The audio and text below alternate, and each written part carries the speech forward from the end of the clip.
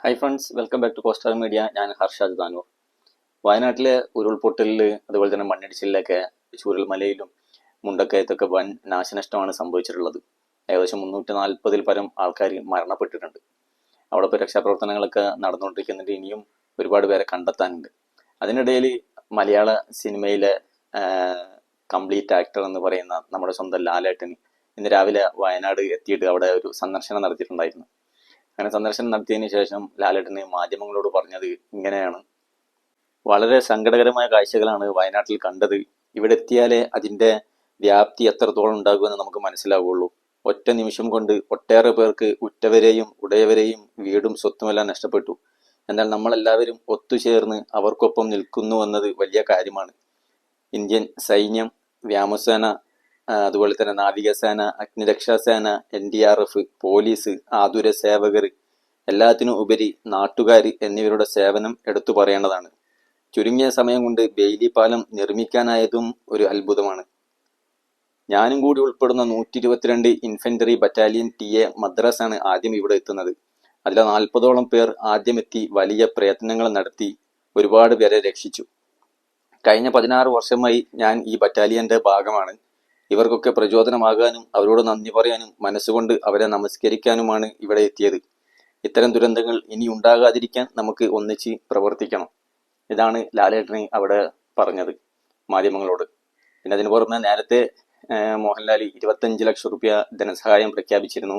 ഇപ്പൊ അതിനുശേഷം മോഹൻലാലിന്റെ വിശ്വശാന്തി ഫൗണ്ടേഷന്റെ ഇപ്പോൾ അവർ ഏകദേശം 3 കോടി രൂപയോളം പ്രഖ്യാപിച്ചിട്ടുണ്ട്. ആ ദുരന്ത സ്ഥലത്ത് തന്നെ മോഹൻലാലും കൂടെ മേജർ രവി ഉണ്ടായിരുന്നു. ഇവരാണ് അവിടുന്ന് ഈ ഒരു ധനസഹായത്തിനെ പറ്റി മാധ്യമങ്ങളോട് പറഞ്ഞത്. ഇത് വളരെയധികം മനുഷ്യസ്നേഹികളായിട്ടുള്ള കുറേ ആളുകൾ ഞങ്ങളുടെ വിശ്വശാന്തിയിലോട്ട് ഒരുപാട് പേര് തയ്യാറായിട്ടുണ്ട്.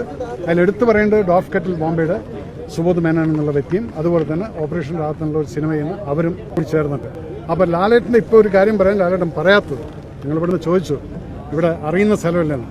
ഇപ്പോൾ അവിടെ നോക്കിക്കൊണ്ടിരിക്കുന്ന സമയത്ത് ആ മുണ്ടക്കയിൽ സ്കൂൾ കണ്ടപ്പം എന്നെ നോക്കിയിട്ടൊന്ന് കണ്ണ് നിറയുന്നത് ഞാൻ കണ്ടു. അതുകൊണ്ട് വിശ്വശാന്തി ഫൗണ്ടേഷൻ്റെ മാനേജിംഗ് ഡയറക്ടർ അദ്ദേഹത്തിനോട് ചോദിക്കാതെ തന്നെ ആ സ്കൂൾ, ആ LP സ്കൂൾ റീജനുവേറ്റ് ചെയ്ത് റീബിൽഡ് കൊടുക്കുന്നതും കൂടെ വിശ്വശാന്തി ഏറ്റെടുക്കുകയാണ്. എനിക്ക് സ്ഥലം അറിയാൻ അറിയാവുന്നതാണ്. അതുകൊണ്ടാണ് ആ കണ്ണ് നിറഞ്ഞപ്പോൾ ഞാൻ പറഞ്ഞു ആൾക്കാരുണ്ട്. ഞങ്ങൾക്ക് പണ്ടൊരു സ്ഥലം ഉണ്ടായിരുന്നു, അതിലെ ചില ആൾക്കാർ മരിച്ചു പോയിട്ടുണ്ട്. അതായത് ഈ ദുരിതാശ്വാസ പ്രവർത്തനത്തിന് എല്ലാവരും ഒറ്റക്കെട്ടായി നിൽക്കേണ്ട ഒരു സാഹചര്യം കൂടിയുണ്ട്. ഈ സ്കൂളിലൊക്കെ 50 കുട്ടികളാണ് മിസ്സായി പോയിട്ടുള്ളത്. ഒരുപാട് ഇമോഷൻ നമ്മളിവിടെ കാണുന്നുണ്ട്. ഇനി എങ്ങനെ മുന്നോട്ട് പോകണമെന്നാണ് ആഗ്രഹിക്കുന്നത്. അതാണ് ഞാൻ പറഞ്ഞത്, നഷ്ടപ്പെട്ടത് ഒന്നും നമുക്ക് തിരിച്ചെടുക്കാൻ പറ്റില്ല. ഇനി മുന്നോട്ടുള്ള അവരുടെ ജീവിതത്തിനെ നമുക്ക് എങ്ങനെ മെച്ചപ്പെടുത്താൻ പറ്റുമെന്ന് നമ്മൾ തന്നെയാണ് ആലോചിക്കേണ്ടത്. നിങ്ങൾക്കും ആലോചിക്കാം, എല്ലാവർക്കും ആലോചിക്കും. ഒരു ചെറിയ കുട്ടികൾക്ക് അമ്മയുടെ പ്രസിഡന്റ് കൂടിയാണ് താങ്കൾ. ഈ ഒരു ദൗത്യത്തിൽ അമ്മ എങ്ങനെയായിരിക്കും? തീർച്ചയായിട്ടും അത് നമുക്ക് വേറൊരു കാര്യമാണല്ലോ. ആദ്യം അവരെല്ലാവരും തീരുമാനിക്കും. ഒരു കാര്യം കൂടി, ഇപ്പൊ സൈന്യം പറഞ്ഞത് സംസ്ഥാന സർക്കാർ ആവശ്യപ്പെടുന്നത്രയും കാലം രക്ഷാപ്രവർത്തനത്തിനും ഈ പുനരധിവാസത്തിനും ഉണ്ടാവുന്നതാണ്. അപ്പോൾ അങ്ങനെ കുറച്ചു കാലം കൂടി തുടരേണ്ടതല്ലേ? തീർച്ചയായിട്ടും അതിന്റെ ഒരു സമയമുണ്ടല്ലോ. 2015 ലാലേട്ടന് ഈ ഒരു വിശ്വശാന്തി ഫൗണ്ടേഷൻ രൂപീകരിക്കുന്നത്. അതിന് കാരണം തൻ്റെ ലാലേട്ടൻ്റെ അച്ഛൻ്റെ പേരാണ് വിശ്വനാഥൻ എന്ന്, അമ്മയുടെ പേരാണ് ശാന്തകുമാരി എന്നും. അപ്പോൾ ഇത് രണ്ടും കൂടി ഇവരുടെ അച്ഛൻ്റെ അമ്മേൻ്റെ പേരിൽ നിന്നാണ് ഇങ്ങനെ ഒരു വിശ്വശാന്തി ഫൗണ്ടേഷൻ രൂപപ്പെട്ടിട്ടുള്ളത്.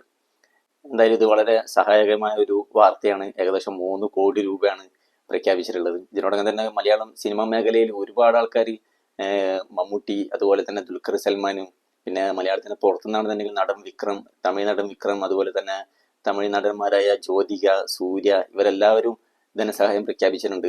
മറ്റു എന്താ പറയുക, ബിസിനസ് മേഖലയിൽ നിന്നൊക്കെ ഒരുപാട്. എന്തായാലും എല്ലാം ദൈവം സ്വീകരിക്കട്ടെ എന്ന് നമുക്ക് എന്താ പറയാം. ഇനി ബാക്കി കാര്യങ്ങളൊക്കെ അടുത്ത വീഡിയോയിൽ പറയാം. നിങ്ങൾ ആദ്യമായിട്ടാണ് ഈ കാണുന്നതെന്നുണ്ടെങ്കിൽ ചാനൽ ഒന്ന് സബ്സ്ക്രൈബ് ചെയ്യുക. അപ്പം ഇനി അടുത്ത വീഡിയോയിൽ കാണാം. ബൈ.